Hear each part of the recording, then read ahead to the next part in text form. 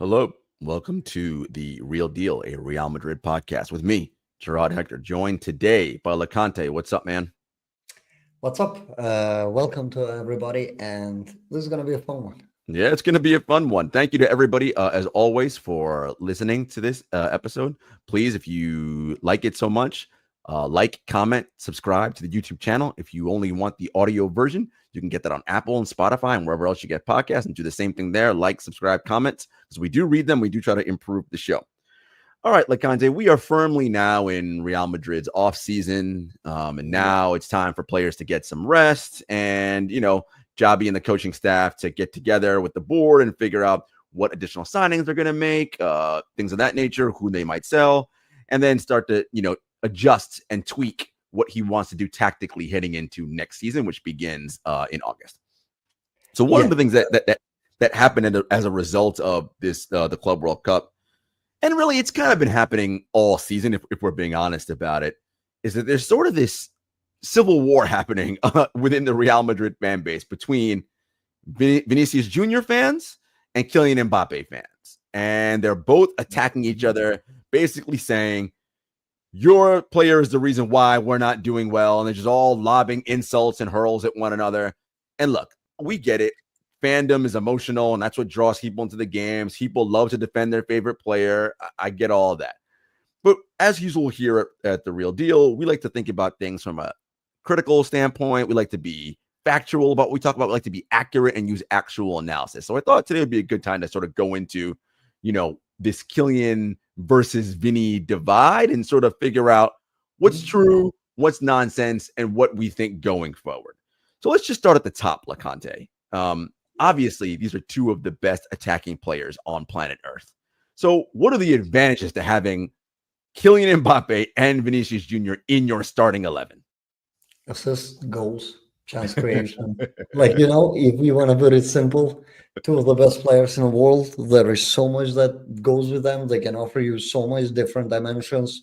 Like even if you look in La Liga last season, while the team didn't inherently do well, these guys still ranked among the top players for the roles that they were given. Like Vini and Mbappe are top 4 dribblers in La Liga alone for last season. And as an overall package, both crossed that what we expect from the attackers, which is 40 goals and assists at bare minimum. Both crossed that threshold this season. So when we look at their positives, there's a lot that comes with them. Yeah, of course, we're still really early, as you said, emotion, overreaction, and it's been only a season of them together into a bit of a disjointed team that was last season, and we only got like 8 minutes of sample size against PSG before everything was broken down of them two together. Yeah. Unfortunate event, Mbappe got that sickness, whatever he had, where he had to even be hospitalized. So we didn't really get to see much of that under Xabi, so it's hard to comment when it comes to it. But hypothetically speaking, it's just we only got 8 minutes of 2 pure quality players, at least from the huge sample size that we have of them both across their careers. Of course, Mbappe's is longer on span when it comes to Europe, right? But Vini struggled, as Sid mentioned on last episode, early on with Madrid, with the end product. But once Carlo came around, he got installed confidence. He worked with a sports psychologist. He got over the hurdle, and he became like one of the key catalysts of Real Madrid to win 2 Champions Leagues, by the way, which is more than 90% of clubs have won ever. Yes. So when you're having that sort of impact, I feel that the discourse is a little bit weird. While I do know that Mbappe hasn't won the Champions League as of yet, he's a World Cup winner, and he scored a hat-trick on a World Cup final in one, which they lost in penalties, and he won the other one while scoring on the other one. So it's like each part of the fan base trying to behave like the other hasn't done enough throughout their career, given the sample, is just very unjust. Yes. And I think to your point, right, as I said, that So that idea that neither has done anything is just flatly untrue. It is inaccurate, right? Like we just told, like it's just factually inaccurate. Look, we can all admit this was a down year for Vinny production-wise, okay? Yes. However, across all competitions, 21 goals and 15 assists, right? Like, let me tell you right now, your favorite Liverpool and Arsenal forwards would love to have, right? Mo Salah aside, right? Would love to have those kinds of numbers, right? Like, it's just, yes, he was not what he was 2 seasons ago when we won the Champions League. Okay, we understand that, right? But he was still productive as a winger. Now, anytime you bring in another player of Kylian Mbappe's stature, that's going to alter the chemistry of the team. Because remember, Vinny was our talisman, right? He was our protagonist, our main guy. We joke about it all the time, but under Carlo Ball, it was spam the ball to Vinny, let him cook. And while that has its problems in the long run, oftentimes in the short run, it's a very effective way to score goals because he's a hard player to check one-on-one. And, you know, when you are playing that way and playing that aggressively and doing all those dribbles all game long over the course of really 2 seasons, that wears on you, right? And the idea of having Mbappe here is to share some of that load, right? Take some of that load off of him a bit.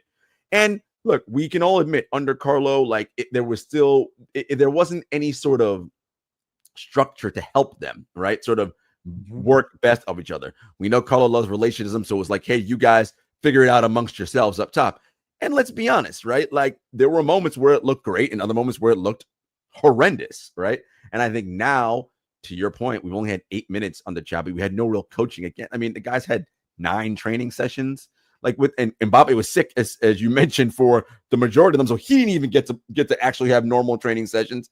It's going to take time and development, but I think when you have 2 players of this magnitude on your team, that is a win upon win upon win upon win. In a sport that is low margin, as we often talk about, you want people who can put the ball in the net. And we've got 2 guys who can do, I mean, well, we have more than 2 guys, but we're talking about these 2 right now.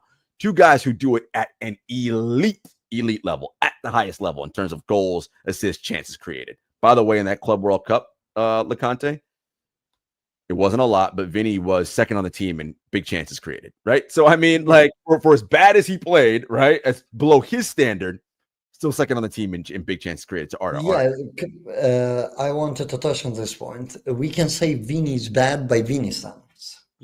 Vinny had a bad season, right? Because just a year ago, right now, all of us were shouting Vinny for Ballon d'Or, and it looked sealed. Do we believe that it was robbed? Yeah, at least as a football fan, when Cristiano Ronaldo has to give a freaking speak on a gala where he goes like, well, the Ballon d'Or guy was just robbed, you kind of know where world really was, and he wasn't given for whatever X, Y, and Z reason, they know it. But the reality is that you can flip the script within 1 year, and now we're acting like suddenly this guy has turned bad. That our take is that, oh, when players start to go down, it's just that spiral that hits them.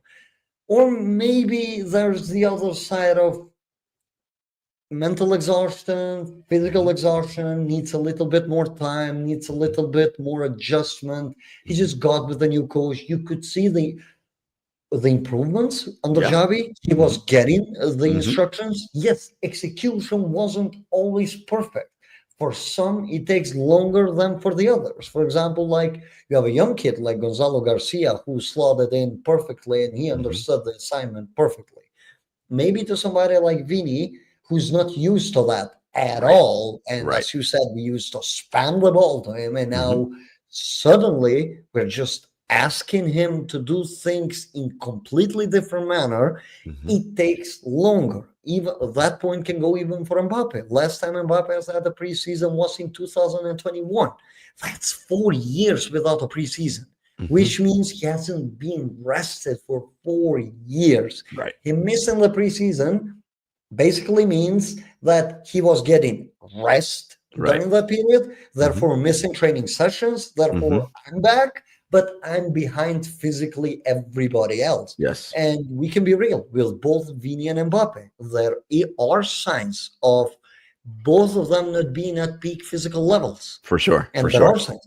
Yeah, and I think that's fair to bring that up and accurate, and we should bring that up, right? You mentioned Mbappe not having a preseason for 4 years. Remember, Vinny played Copa America last summer, right? Like, and then went into the next season, and then again into this Club World Cup summer, right? In addition to all his national team duties, these guys are playing with a lot of matches with very little rest, and he has a lot of pressure on his shoulders when he gets to Brazil, right? To be the guy over there, right? And we all know how playing for your country and that badge is a whole different set of pressure, and that these guys aren't robots, and it wears on them, all right? And you see that, so they need a break for sure, right? That is critical. And also, you mentioned the importance of a preseason. Guys, when do you think it is when a new manager comes in that ideas get tested and rehearsed and drilled? In the preseason. That's when you get your reps in. But if you don't have a preseason, guess what you're not doing? You're not learning anything new. You're not practicing anything new. You're just trying to get your fitness levels back up so you can get back to playing. And what are you going to do? You're going to go back to what you normally do and what your normal default mode of playing is, what you've been doing your whole career, right? And so we're getting Vinny to understand, hey, we're going to still spam you from time to time, but we're not going to spam you all the time, right? So every time we give you the ball, it's not for you to go take on and you actually saw it in the Club World Cup, Loconte, where he knew he held up the play, waited, and made excellent passes. Even in that PSG debacle game, he had put early on in those first few minutes before the game went to shit. I was like, oh, he's understanding what Xabi is asking of him, and he's doing it, right? It's going to take time, right? And in a situation where it's a pressure tournament we want to win, of course, it's going to look uneven at times because you haven't had enough experience doing it. But the more they drill and rehearse it, the better it will get over time. All right. Exactly. We talked about the positives. Good. Yeah. It's just Vini-Mbappe. It's a weird discourse because normally, in a normal circumstances, you would be like, I have Vini and Mbappe in my team, you know? But here it's like, who do we remove? And it's like, do we actually need to remove them? It's just, can we find a way around them to maybe create a better environment for both of them to flourish on? Both have shown enough versatility throughout their careers to be able to do it and adapt. And no, please don't go into that Luis Enrique. Telling him to be like Michael Jordan and play defense. Because we all know what that was. Like, it's just PSG's smear campaign against him. We don't know. We're not on the training ground. You're taking like a minute clip, which was shared, by the way, conveniently after he leaves them for free. And by the way, PSG missed 9 big chances when they were out while Lucho was teaching Mbappe how to press. They created 9 big chances and failed to score. So if they were that bad of a team, maybe just the fortune was on their way with Mbappe, because 9 big chances is hell a lot to create over 2 legs and not be able to break through the other team. That's so huge. It's like, I think Enrique's PSG was working pretty well with Mbappe too. You could say that some of the things changed, fluidity, everything. But even Enrique himself said that it took me 2 years to build this team to the level where is it now.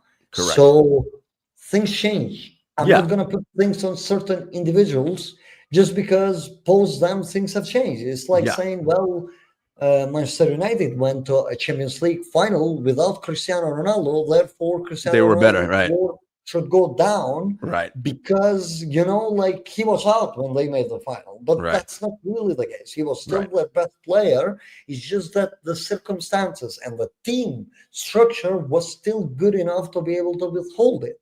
And I think that's the case with Mbappe too. We can spin narratives however we want, but he didn't come to Madrid that was like, oh, perfect. You know, he was just going to take it up a notch. A lot of things were changing, a lot of injuries. We also had the coach. I know that some people are mentioning this. It's a weird. On YouTube comments, it's like I'm the Ancelotti hater. On Twitter, I'm the guy who defended Ancelotti. So which one am I? You're both, Loconte, don't you know? Just simply ran out of ideas. He couldn't make the team tick, and that's completely fine. Run his course. Mbappe maybe came at a bad time on his first season. Delivered the Golden Boot, by the way, still. But let's wait.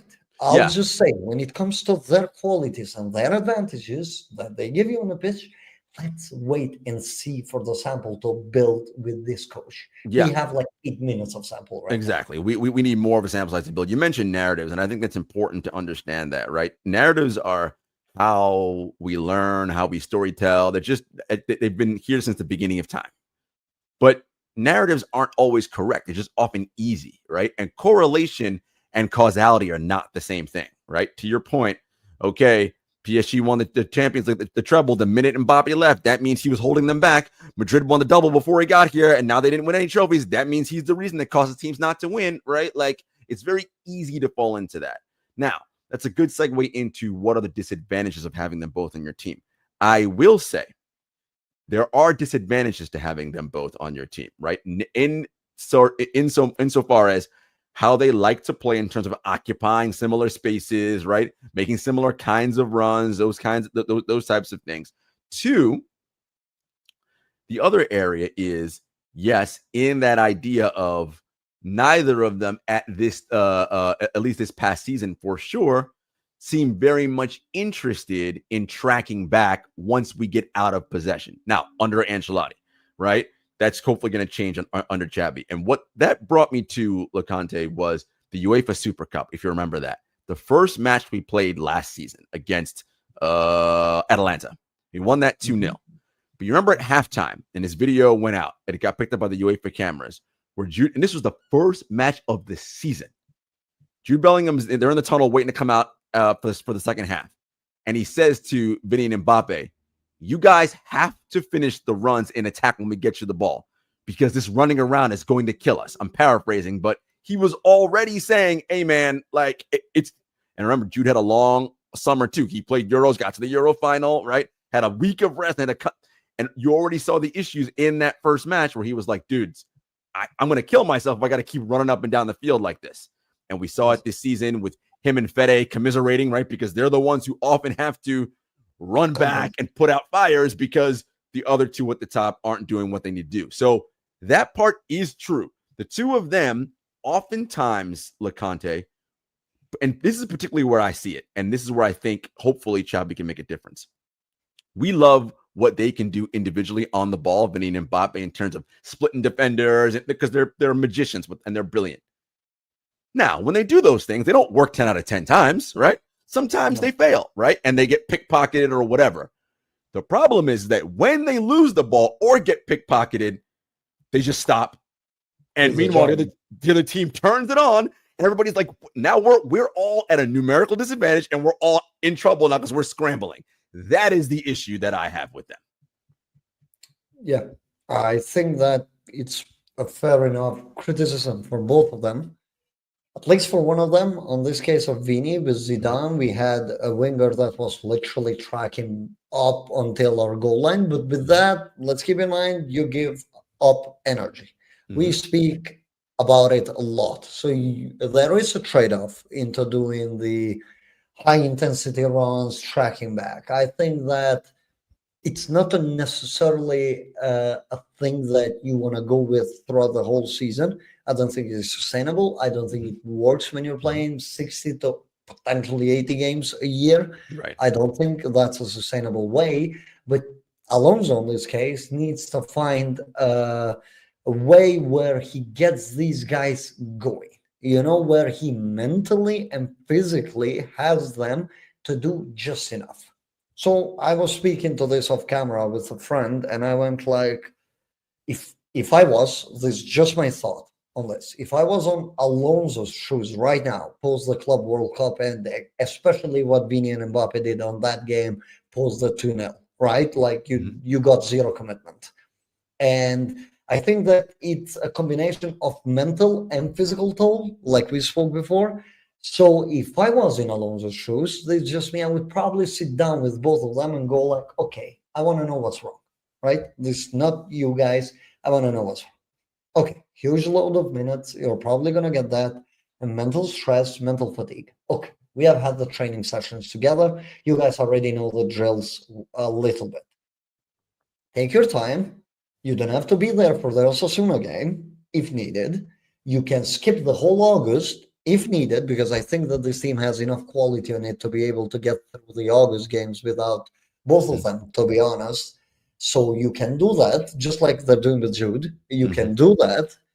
But when you come back, I better see committed players who are going to run through the instructions. I believe that there is a little bit of a mental block because, well, as you said, Mbappe and Vini are the ones that are coming from the biggest shift because they're coming from Ancelotti, who didn't really ask them to track back, press. I mean, what pressing under Ancelotti, but he didn't ask them to do any of this. So now they're coming into a more structured team, a team that needs certain patterns of the ball against the ball. These guys might have it harder to pick on it. So it's like, okay, if you need some mental rest, if you need some physical rest, take it just like they did with Rodrigo when post that Arsenal game where they went like, okay, you're not fine. You know, like you need a little bit of time off, refresh, and see how you come back. So maybe you do the same with these two guys and you tell them, okay, let's see what happens from here. And meanwhile, it gives you a chance to see Gonzalo, if he continues performing the way how he has, it gives you the chance to integrate Endrick, because I'm going to be honest, integrating younger players with a lot less load who haven't really been used to certain things is a lot easier than players that are nurtured into certain styles. So a player like Endrick, you can test. And ultimately, we say that football is a game of low margins. I'm completely fine if they go in August and win the games by 1-0. Or like to quote Alonso, like he said, this loss hurts, but do you know what hurts a bit more? This is not going to be the last one. Right. So that kind of, maybe you do the trade-off there with that. There were some reports that came that the club is fully backing Alonso into the decision-taking and the fact that they believe that some egos are hurting the team.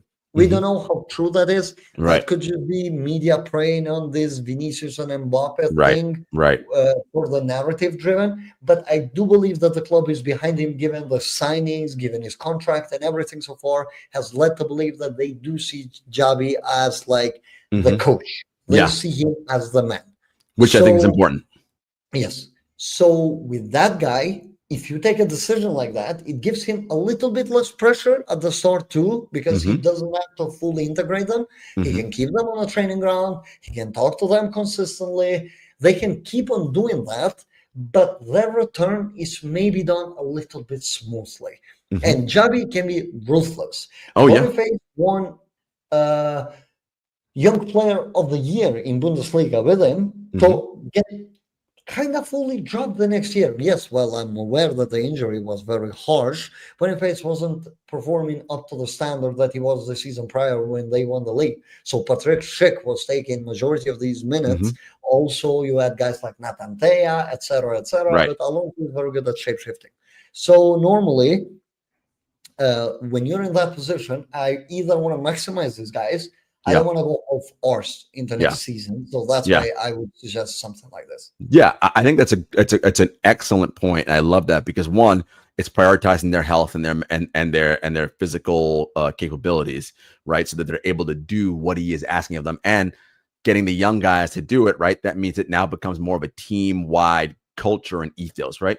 When you were talking about teams and the best teams in the world, there is a connectivity and an ethos that they have that's just built into their DNA, right? And when they are successful for long, sustained periods of time. And everyone knows I cover the NBA as well. And the easiest way to see in the NBA is on defense. You look at the team that won the championship this year, the Oklahoma City Thunder. That team was on a string and they were all connected collectively, right? They were all bought in. And that is what we are hoping we see from these guys. You mentioned the buy-in from those two, right? It's like, yes, we will let you do your awesome take-ons and whatever. But when it doesn't work, you cannot just stop and stand there and watch the ball go behind you. Because what that is saying by your action is, I don't care about my teammates, right? You guys figure it out. And guess what? You keep doing that, your teammates are going to get extremely frustrated with you. And that's going to cause internal divisions. We already see it. Well, we'll go back to that PSG game where Jude was livid at Mbappe after he lost the ball and was like, bro, like, again, he's not asking you to do a slide tackle and win the ball back, but provide resistance. Don't just stand there and let them turn it up. And now we're in a numerical disadvantage of backpedaling, right? That's the thing. And can we get those guys to do that? I think Xabi's offensive, the way he wants to play in possession with the buildup, I think that will help save some of their legs because, again, we're not going to do a whole lot of spam. You take on 1-on-5 and do 40-yard dribbles. There's not going to be a whole lot of that going on because we're going to have better buildup and better play. So really, you should be better rested when we're in possession because you're not having to do too much. So you can actually track back. And that PSG game to me, Loconte, was very instructive because I think you saw in the first minute and a half what Xabi wanted to do, and you actually saw success. So Madrid has the ball, kickoff. They kick it back to Thibaut. Thibaut goes long ball, right? Madrid possesses it for a bit, for like, 15 seconds or so. We get a shot. Tchouaméni, go to corner. All right. PSG gets the ball back. We win it back from them. Okay. They are recycling the ball back because they want to start their build-up. This is PSG now. Gonzalo Garcia presses Donnarumma. Donnarumma passes the ball to his right to Hakimi. Kylian pressures Hakimi. I'm like, oh, we're seeing it here. That forces a wayward, kind of wonky pass and a mistimed pass because his outlet wasn't quite ready yet. Jude wins that duel, and we had that brilliant flick where Kylian backheels it. And I'm like, this is what we want to see right here. But it's almost, Loconte, as if because it didn't result in a goal, they were like, well, whatever. Now I'm going to stop. And it's like, no. Yes, I know you're disappointed we didn't get the finished product, but this is what we have right here. This is it. And all it was Kylian taking the right angle, right, and taking away time. This is the same thing in any sport. What you want to do with the best players who have the ball in possession is take away time and space. Because when you take away time and space, they're more likely to make errors and mistakes. That's all you want to do. But when you let them just walk around and do figure eights and waltz the ball up, you're going to get killed because you're the best players in the world. And that's what I want Kylian and Vinny to understand. Just take away time and space. First of all, you two are the fastest people among the fastest people in the world. You can do that. Just take away time and space. That's all. Yes, exactly. And sometimes the most important things don't even show on a stat sheet, right? We can look at the stats and everything, but they actually don't show. Because like we mentioned on a previous show of the post game that Ronaldo and Benzema worked, right?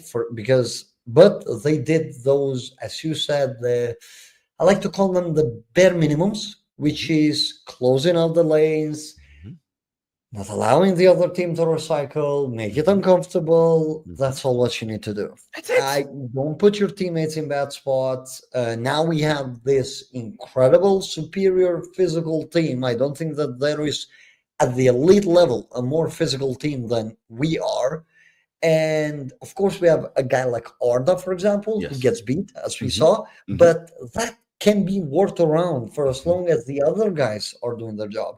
But if you're having two guys at the top who are just giving up too quickly, doing their duties, you just can't have that. So that's why I went like, I want commitment. I'm willing to give you rest. I trust you. I have a plan for you. I'm assuming they already are aware of what their roles are. At least they did show that even on a team that completely was shape-shifted, where Xabi said that I do regret starting three attackers, but still you could see that there's a plan behind it. Plan fell too fast and the sample completely broke. Now, there's a counter-argument to that where it's like, what if even after the 2-0 they didn't get discouraged and they just kept on doing what they were supposed to do, right? That would be a fair point. Because one goal in, momentum shifts, you get the second. We were almost at the end of it against Dortmund. 80 comfortable minutes, last 10 minutes just becomes chaotic, momentum shifts, and we saw all of the repercussions of that, which included losing Dean Huijsen for PSG. So momentum shifts. Do I think that they give up a little bit too early? Yes. But I also think that it's a repercussion, it's a suffering of how long this season has been for them. And the fact that, sad to say, but going down just kind of became the norm. And this is something that Xabi is going to have to reconfigure with them. Because losing with that score sheet kind of became a norm last season. I'm not gonna Yes. lie. Yeah. This whole season, Barca, Arsenal, AC Barca, Milan, like. yeah, it's just it was painful at the start. You could see that they were still trying, like they did that 2-0 against Dortmund, losing at halftime to 5-2 winning the game last season. But that vanished rather quickly because they had to do so much to get there. Yeah. And now you have a new coach, but it seems that that's still not out of the system, at least with some of the players. Even though it kind of looked like the whole team literally backpedaled to that level because it's very normal, right? It's a tiring season. So I don't want to put the whole result on these two guys, but they are, well, the two best players, we would say, the two superstars, the two faces, because they are the least guys that have to compensate. So I think it's fair enough to hold them to a certain standard where we go like, you should have done more. You probably should have tried to give the team a little bit more energy. Especially, look, don't get me wrong, but I look at Kylian, for example. The coach gave you enough nurturing time to come back, at least at decent shape. You looked at decent shape versus Dortmund. I physically and mentally expect you to be more clocked in than everybody else. Oh my God, yes. Because this is your game. You're playing against PSG, all the smear campaign against you, all of that. We even spoke on a preview about it. He didn't give us that. He didn't give us that venom, like that heart that he's there to lead the team. We didn't get that from him. Neither from Vini. And Vini has more often than not, been the guy to go to even the fans and be like, yo, guys, cheer us on. Exactly. On us, exactly. Like, cheer on us because we're trying over here and we need you. So, but they were getting the cheering in US. I actually didn't even know that Madrid is that big, considering that. Dismantling us, right? The fans, every time Vini and Mbappe were touching the ball, were going like crazy. It was like, look, to be honest, with that stadium, looked like a home game. Like a home game. No, for sure. Look, Madrid, the most popular club in the world by far.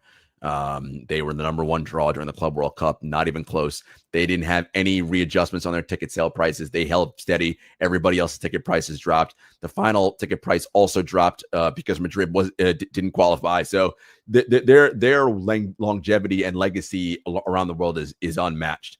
I love your point that you mentioned about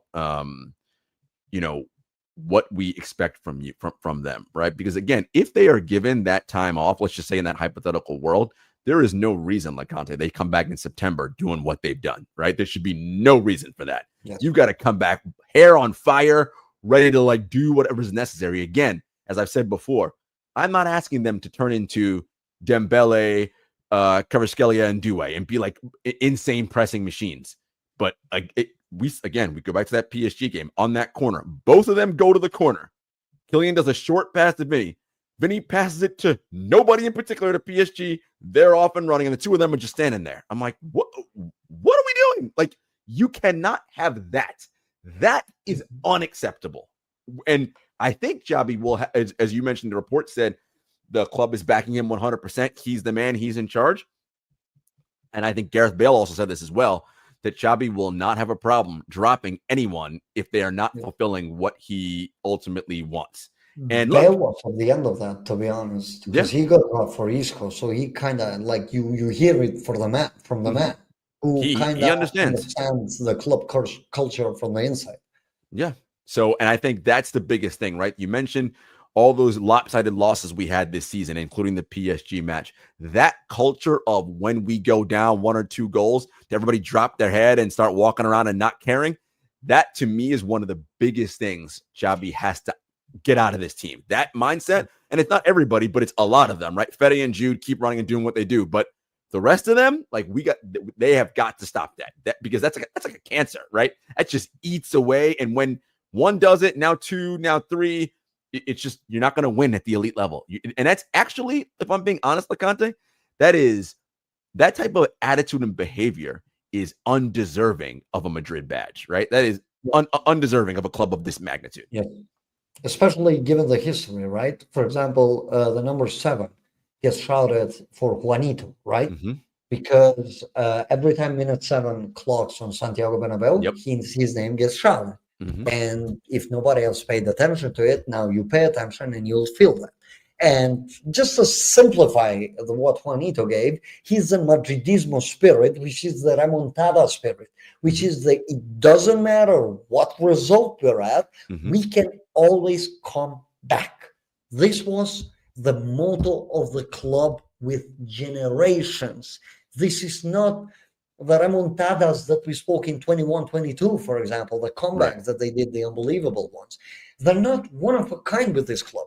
They have done so many of them historically to the point where it's ingrained.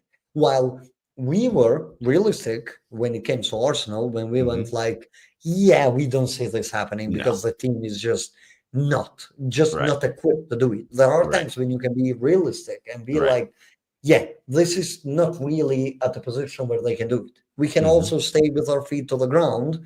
But in cases like the PSG game, I refuse to believe that 10 minutes into the game, you don't see a way coming back at all. Right. And you mentally just clock off and you start your vacation while being on the pitch. Because that's how it felt like. Yeah, that's what it was.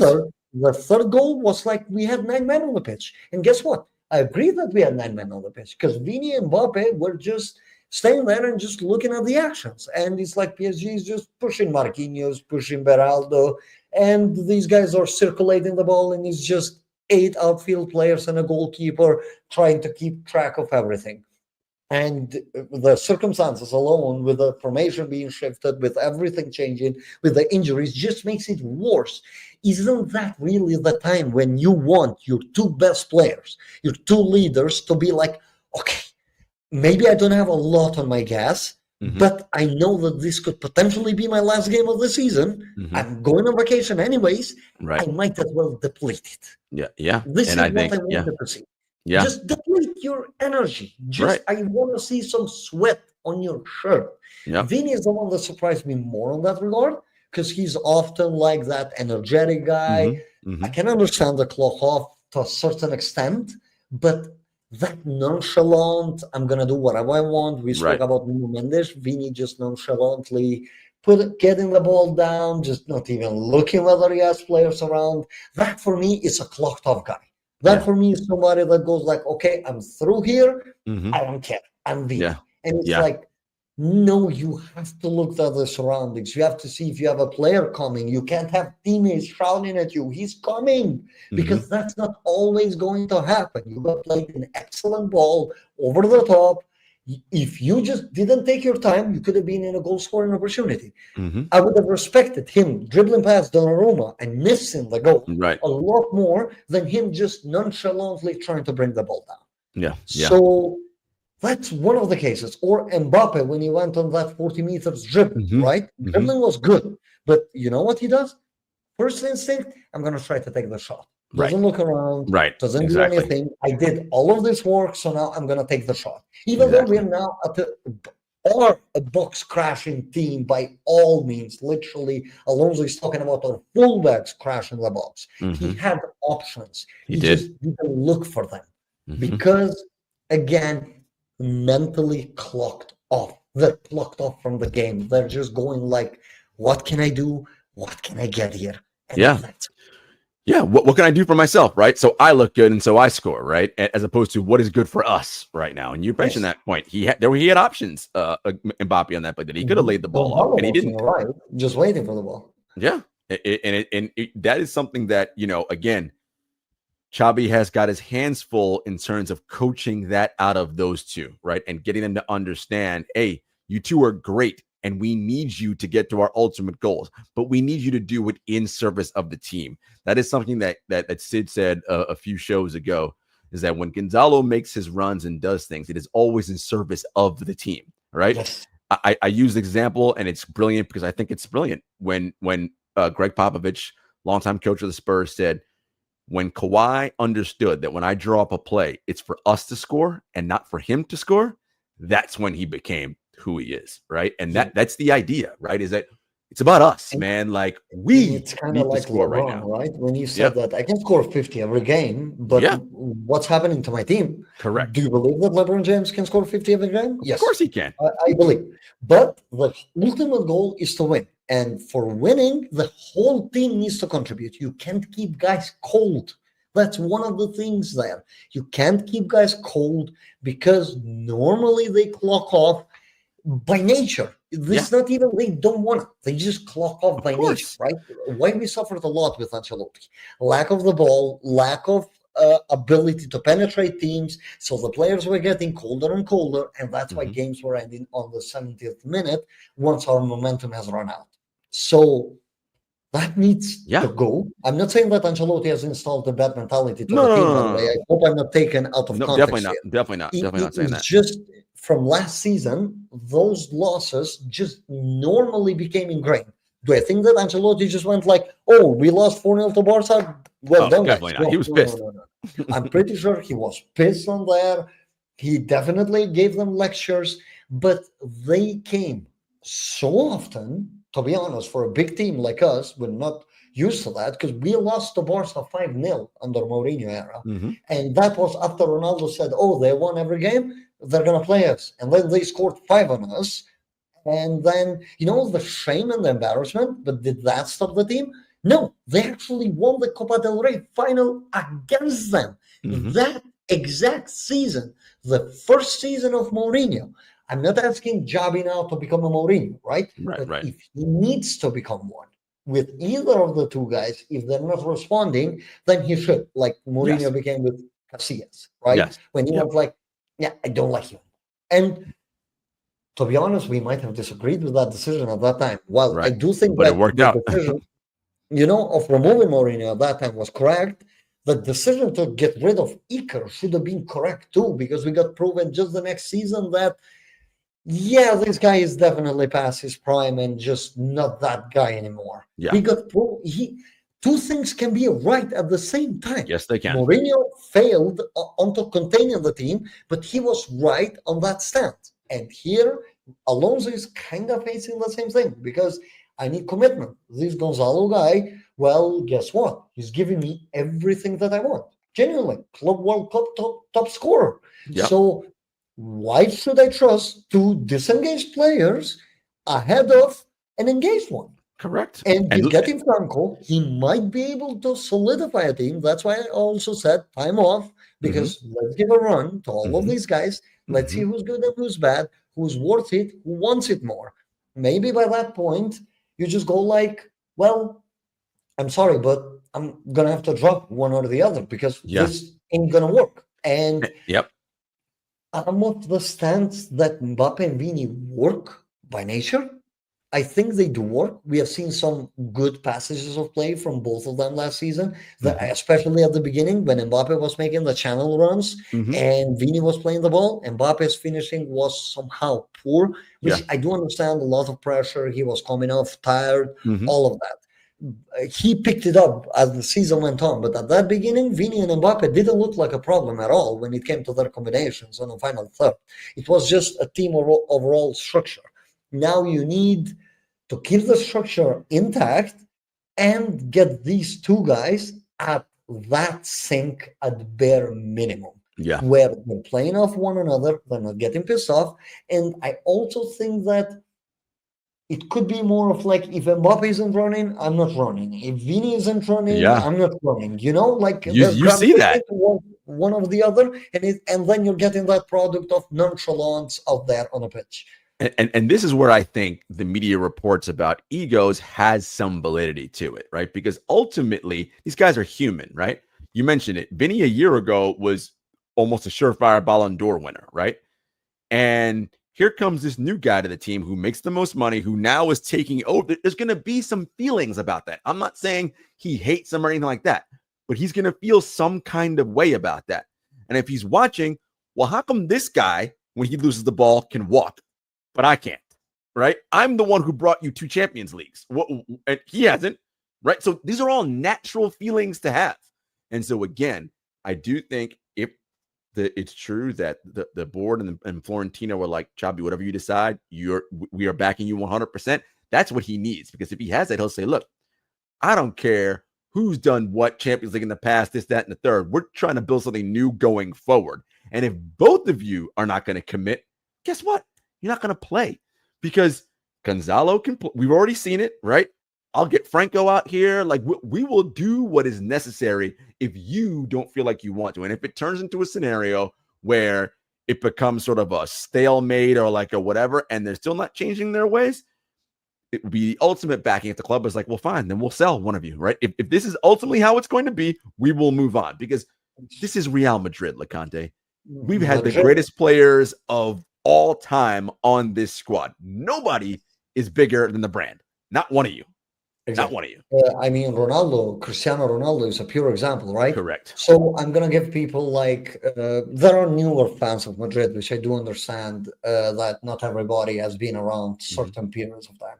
In 2012, there's a Granada game where Cristiano Ronaldo comes out publicly after the game, scored a brace, if I don't believe, and he goes like, I'm not happy. And the report the next day comes, it's clearly pushed by the club, where they had told Ronaldo, okay, look, you're not happy, fair enough, bring us enough money so we can sign Messi, and you're out of the door. This is what they told to prime, best player in the world, of Cristiano Ronaldo, who just came after winning us the league on the most ridiculous teams ever. Literally the most goals scored in history of La Liga, over 100 points. That is the season that Ronaldo was coming from, when he said, I'm not happy, and the club told him, well, if you bring me enough money, there's the door, I can bring you another player. Madrid are known to be ruthless. So if Alonso decides and goes to the club and goes like, hey, look, football times have changed, right? These guys just aren't buying into it. I'm not trying to make a PSG out here, because I don't think that he's trying to make a PSG where he gets the guys full sprinting. He just wants a decent level of the ball or against the ball. I don't know why I keep saying of the ball. It's against the ball movement where they offer something, but they're not doing it. Well, I don't know how you can make this a success. And I do see the front office being like, well, I agree with it, because they can see themselves too that these guys are just playing too nonchalantly. Vini goes like, I brought you 2 Champions Leagues, and this guy goes like, I came in the first season, I won the Golden Boot, and it's like, okay, what are we doing here? Yeah, you know, like, if it comes down to having to drop, I genuinely believe that Alonso will have the say on it. Maybe that's for the better, because if these two guys are actually substituting one another instead of playing together, maybe when they're in the training ground, they go like, well, I'm kind of used to playing 90 minutes every game, you know, this ain't fun.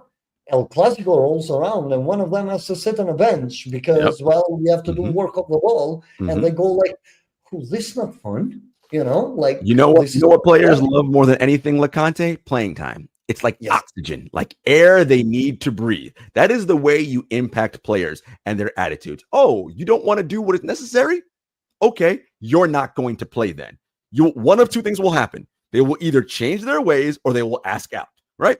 Those are only two choices. You can be fine with both, by the way. Correct. If they want out because they didn't want to work their asses off, well, here's your door. Just bring me X amount of money. Correct. Thank you for your service. Correct. I genuinely believe that, because if we have opened the door to players like Raul, Casillas, Cristiano Ronaldo, I'm just mentioning some recent ones, or they even let Benzema walk, right? Because Benzema wanted to walk, and they just let him walk like that. Sergio Ramos, club legends, legends. Modric, just the latest, you know, like them letting Modric go should naturally give them a bit of like, hey, these guys walked this guy out, because from the reports, what we know, Modric wanted to stay, and he was like, I'll stay here for peanuts, because I want to stay. And they just went like, well, having you around, I'm assuming this is what they said, having you around kind of forces the coach to give you play minutes. And we need younger guys to play. To go to the other players, because we want to develop this team. So this is not about the money. This is about, we have other priorities. We want athleticism, young team, and guess what? there is an abundance of players that would work their asses off to be in Madrid and wear Oh my that shirt. God. Oh my God. So if one of them wants to ask out for one or another reason and doesn't appreciate the position that they're in, well, there's the door. I'm not a fanboy personally. I've gone through too many eras of players that I have absolutely loved and seen them walk out for one or another reason. I've stuck with the club. I'm not one of these player stands. Well, I've supported Vini in a lot of things because I believe that he has suffered mentally a lot with the racism. I do think that the club didn't back him on a proper way at the beginning when all of this was taking steam. I think that the club could have stepped in and put an end to it before the media took over and it came to the magnitude that it is right now, where he's getting basically racially abused on every game. Away game. Yeah. And literally at Plate or playing on Club World Cup and they're shouting Vini die. It's like, look, there is a level of mental pressure that comes with it, right? But he needs to stand above it. Like the goal that he's taken with what he's trying to do. He's taken a stance that I'm fully behind. He's trying to change things for the better. And I do believe he will. But if you want, you have to lead by example. You can be losing your head. You can be showing ego because you're doing exactly what they're accusing you of being. From all the reports, it shows that Vini is a great teammate, right? Vini is the guy who texted Jude on Instagram to be like, yo, bro, come to Madrid. It's like he's that guy. I don't think Vini is the guy who really minds sharing the spotlight. Not at all. Not at all. Even with Mbappe, I know that him and Neymar didn't go alone, but we don't know the nitty-gritty details of it. We don't know if it was an ego, I'm the superstar thing, or we just don't align. Our personalities are just too far apart. And that could be the case. There are no proof, at least of any player coming out, that have said that Mbappe is a bad teammate. Actually, it's quite the opposite. French national team players absolutely seem to love him, seem to be behind him at all times. Even PSG players seem to be behind him. So we don't have any sort of real thing outside of made-up stories about these guys. Stories that we believe are true.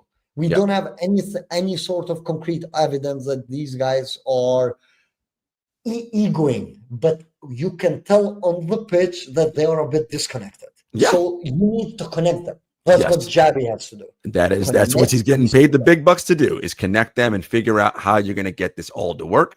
And if, again, as we said, it is clear that they don't want to buy in, one or more of them, then we have a decision to make, right? Then you're going to leave, right? Bring us the right money, and we will get somebody to replace you who will do what is necessary. Before we go, Loconte, I want to ask you something. Do you think that it's tough? I am someone who believes the team can't decide, and when I say team, I mean like the board and the president. They can't decide who the leader of the team is. That has to happen organically inside the training room, on the pitch, or whatever. That has to emerge on its own. Do you think that this team currently is devoid of someone to take over and be that leader? I know that Carvajal will wear the captain's armband, but he's going to be a backup player. And when you're a backup player, you just don't hold the same level of sway because you're not on the pitch all the time. You're not the guy out there, right? And I know Madrid has this policy where it's like they don't like young guys to be leaders, right? But I'm like, to me, Jude seems like the one who was the galvanizing, but he's only 22, but I'm like, they want to keep pushing Fede, and I love Fede, but Fede's so quiet, and I think it's Jude. Okay. If we're talking about like leaders, right? Like in-game leaders, it's definitely Jude or Tchouaméni, because both of these guys show a lot more personality when it comes to leadership. Again, I'm not saying that Fede doesn't have a personality or such. Correct. But he's more toned down. I'm gonna do my work. He's like coach's dream player type of player. That's what I mean, right? Where somebody like Tchouaméni or Jude seem to be those guys that are going to question some of the things that can be with the coach. Okay, why are we doing this? You know, and with the players, like you mentioned, with Vini and Mbappe, guys, you have to run. Okay, I understand that there can be a bit of a problem because he's younger than those guys, right? So again, an ego thing, which ego is a very normal thing when you are so damn talented. It's a very normal thing. But for the most part, the team needs to come together and just kind of make that group where selected players doesn't have to be the captain, because the captain, let's be real, Real Madrid's hierarchy of the way how captain is selected is just based on how much time we have spent. Right. How old you are and how much time you've been here. Yeah. How long you have been. But Vini is like fourth captain, if I'm not wrong, or third. Potentially could be third. So it goes to show how young the team is, but also the time that he's given us all to put all together. So it's like, it's not about who's wearing the armband. I want the captain without the armband. Fede can have that captain armband because of his service, because of everything. But in terms of like a leader, I want somebody a little bit more vocal. I want somebody that's holding players accountable, telling them to fuck off when they need to fuck off, you know, and telling them well done when they do well. Because Jude seems to be like the biggest cheerleader when they do like good things. But he seems to be like one of these very vocal, telling him, hey, dude, fuck off, go and fucking do it. He seems to be that guy. So now, of course, our challenge there, Loconte, is he's going to miss the first 3 months of the season because he's getting shoulder surgery. So this is the problem for us. We have a coach now. You mentioned it on one of our post games when Alonso was like shouting, Vini, Vini, Vini, Vini, Vini. You know, it's like you have a coach that's from the sidelines being like shouting his lungs out. And when he's taking them back, Alonso doesn't seem like somebody that gives a shit. If it's 45 minutes, like Asensio was at the end of that, 45 minutes, you're playing poorly, he'll just go like, okay, bro, you know what? This was you're staying here on the bench with me. This guy's going to come in and let's see how things go. Like, look at Rodrigo, for example.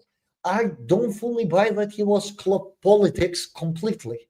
I believe that it's a mix of the politics, but if it was club politics of him not getting minutes, right, they wouldn't have played him at all and tried to risk tanking his price. I think that it's a little bit of, okay, I don't like what this guy's giving me.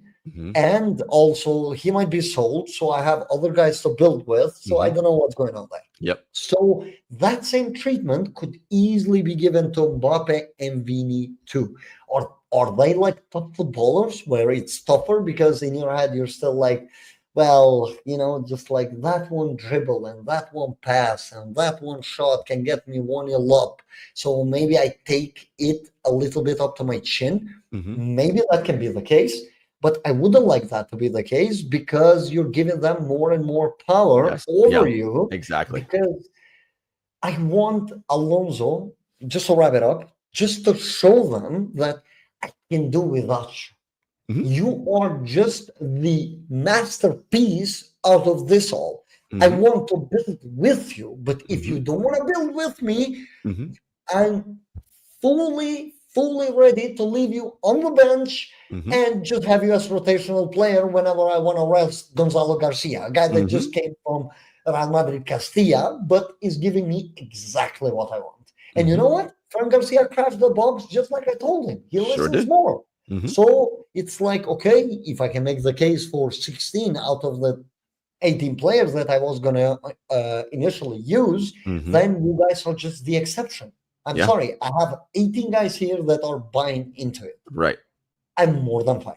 He just needs to find that balance where, of course, he's softer towards the approach because you don't want to kill the relationship and kill the ego.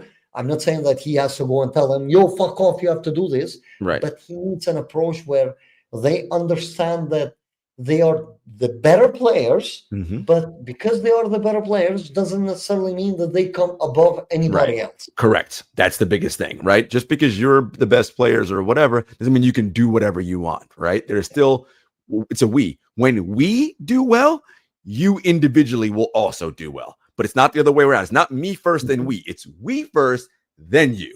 That's the biggest thing I want to get across. This is a perfect place for us to end it. Thank you to everybody for listening and tuning in. Again, please remember, like, subscribe, comment on YouTube, share it with your friends. Do the same thing on Apple, Spotify, wherever you get your podcast. And we will see you guys next time. Take care. Thank you, guys. Take care. Bye.